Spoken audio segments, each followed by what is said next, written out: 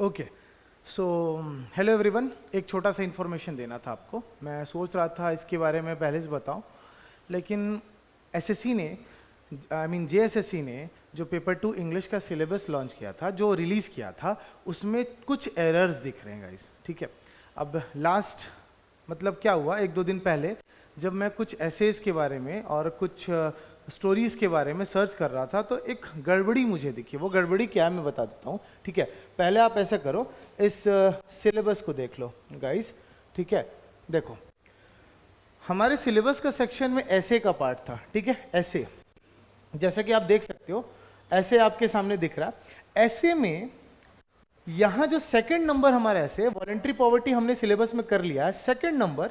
ठीक है, क्योंकि मुझे सेकंड नंबर ऐसे पढ़ाना था, तो मैं उसके लिए थोड़ा अच्छे से रिसर्च कर रहा था। तो डिसिप्लिन ऑफ डेली लाइफ, ठीक है, ये सिलेबस में दिया गया है और ये किसने लिखा है? लुइस ममफोर्ड ने लिखा है। ठीक है, अब क्या होगा, कोई भी स्टूडेंट जाके सर्च करेगा discipline of daily life Lewis Mumford का, तो ऐसा कोई एक्चुअली में दिखेगा नहीं ऐसे आपको। ठीक है, प्रॉब्लम क्या हुआ? अब चलो हम चलते हैं विकिपीडिया में। विकिपीडिया सबका जानकारी देगा। ठीक है, एक मिनट, चलते हैं विकिपीडिया में। अब विकिपीडिया हम लुइस ममफोर्ड के बारे में देख लेते हैं। एक मिनट, इसको मैं थोड़ा इरेज कर लेता हूं। ठीक है, अब देखो गाइस, ये लुइस ममफोर्ड का विकिपीडिया का पेज है। इसके उनके वर्क्स पे हम जाते हैं, उनके वर्क्स पे जाते हैं गाइस हम। ठीक है, एक सेकेंड। अब यहां उनके वर्क्स पे अगर आप देखोगे, कहां गया, यस, यहां पे देखोगे तो रिन्यूएबल लाइफ सीरीज, उनका एक सीरीज था रिन्यूएबल लाइफ सीरीज। ठीक है, यहां पे एक आपको दिखेगा 1951 में लिखा गया द कंडक्ट ऑफ लाइफ। यानी हमने जो सिलेबस में पढ़ा, वो जो सिलेबस जेएसएससी ने पब्लिश किया था, बिल्कुल गलत है। उसमें वहां प्रॉब्लम क्या निकला था? प्रॉब्लम हमें निकला था कि यहां पे दिया हुआ था, यहां पे दिया हुआ था डिसिप्लिन ऑफ डेली लाइफ, दूसरा number discipline of daily life, लेकिन यहां पे जो लिखा है इन्होंने, वो क्या लिखा है? The conduct of life. अगर आप देखोगे तो डिसिप्लिन ऑफ डेली लाइफ, इनके पूरे हिस्ट्री में जितने भी बुक्स और स्टोरीज जितने भी लिखा है इन्होंने, वो कहीं भी नहीं है डिसिप्लिन ऑफ डेली लाइफ। ठीक है, तो ये रिन्यूएबल लाइफ सीरीज का जो लास्ट 1951 वाला पार्ट था, द कंडक्ट ऑफ लाइफ, ये एक्चुअली सिलेबस होना चाहिए था। तो ये एक मिसप्रिंट हुई है यहाँ पे सिलेबस बताने में। ठीक है, तो वो ध्यान देना। दूसरी गलती हुई है किसके साथ में? ये गलती हुई है, जस्ट एक बार मैं वापस सिलेबस, जो ऑफिशियल सिलेबस था, उसका मैंने पीपीटी बनाया था, वहां से बता देता हूँ। हाँ, ये था Kamla, yes, the flood by Kamla Markanda, 1 2 3 4, ये fourth number, the flood by Kamla Markanda. ये एक्चुअली कोई शॉर्ट स्टोरी नहीं है, मतलब ये एक चैप्टर है। ठीक है, ये बुक का नाम नहीं है, ये एक चैप्टर का नाम है, कमला मार्कंदा। ठीक है, जो एक बुक से ली गई है। तो बहुत लोग इसको एक बुक अलग समझेंगे। जैसे अब याद रखना, स्नेक इन द ग्रास भी एक बुक का पार्ट था। Snake in the grass R K Narayan के द्वारा लिखा गया एक बुक का पार्ट था। ठीक है, छोटा सा स्टोरी था, मेरे ख्याल से कितना पेज, 5-6 पेजेस, 10 पेजेस का नहीं, 5 to 6 पेजेस का होगा मैक्सिमम। 5 to 6 पेजेस का वो स्टोरी था, ये हमने सिलेबस में किया था।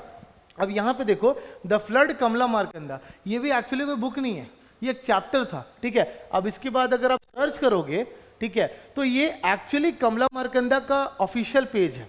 ये ऑफिशियल पेज, मतलब ऑफिशियल पेज नहीं, विकिपीडिया का पेज है। और इसमें अगर जाओगे तो द फ्लड करके कोई टॉपिक ही नहीं है, द फ्लड करके कोई टॉपिक ही नहीं है। या अगर आप गूगल में सर्च करोगे द फ्लड बाय कमला मार्कंदा, तो यहाँ पे आएगा पहला नंबर, ये वाला ऑप्शन आपको दिखाया जाएगा, नेक्टर इन सीव दिखाया जाएगा, नेक्टर इन सीव। ठीक है, तो वहां भी ये टॉपिक इस बुक से लिया गया था, बुक का नाम स्पेसिफाइड नहीं है वहां पे सिलेबस में, तो ये छोटी सी गलती है। और एक छोटा सा और पार्ट, एक छोटी सी गलती और जो मैंने देखा, अगर हम ऐसे सेक्शन में जाएंगे तो ऐसे सेक्शन में अगर आप देखोगे तो यहाँ पे जो लास्ट ऐसे है कमला नेहरू, जवाहरलाल नेहरू। अब ये किसी कोई भी पढ़ेगा तो उसे क्या लगेगा कि कमला नेहरू ऐसे का नाम है और लिखा गया किसके through? It was written by Jawaharlal Nehru. लेकिन यहाँ भी अगर आप सर्च करोगे तो ऐसी कोई नॉवल नहीं है। ठीक है, ऐसी कोई ऐसे नहीं है, यानी यहाँ पे कमला नेहरू और जवाहरलाल नेहरू के लाइफ के बारे में हमें पढ़ना है। स्पेसिफिकली इस टॉपिक पे कोई ऐसे नहीं है। तो ये भी थोड़ी जेएसएससी को स्पेसिफाई करना चाहिए था, थोड़ा क्लियर करना चाहिए था, क्योंकि स्टूडेंट्स को भी प्रॉब्लम होता है, टीचर्स को भी प्रॉब्लम होता है, ठीक है। ये सिलेबस थोड़ा और क्लैरिटी देना चाहिए था, थोड़ा सा और इलाबोरेटिव देना चाहिए था, ठीक है। अब जैसे क्या था, हिस्ट्री ऑफ इंग्लिश लैंग्वेज में भी उसने 2 बुक के नाम लिख दिया, फोनेटिक्स में भी 2 बुक्स का नाम बस दे दिया कि वो 2 बुक है बस। कंटेंट क्या है, टॉपिक क्या है, चैप्टर्स, ये एलाबोरेटिव वे में थोड़ा सा देना चाहिए था, वो बोला बस 2 बुक का नाम पब्लिश किया हुआ है, ठीक है। तो यहाँ थोड़ी थोड़ी प्रॉब्लम हो सकती है। सो मेक श्योर कि आप इन सब चीज़ों के बारे में जानते हो। मैं चाहता था कि इनके बारे में आपको बताऊं, ठीक है, क्योंकि एक स्टूडेंट को प्रॉब्लम हो सकता है, वो सोचेगा क्या सब, वो आखिरकार गूगल पे जाएगा, गूगल पे ऐसे कंटेंट नहीं मिलेंगे तो फ्रस्ट्रेट होगा, ठीक है। तो यही था हमें बताना था गाइस, छोटा सा इन्फॉर्मेशन। मिलते हैं अगले वीडियो में, तब तक के लिए बाय बाय।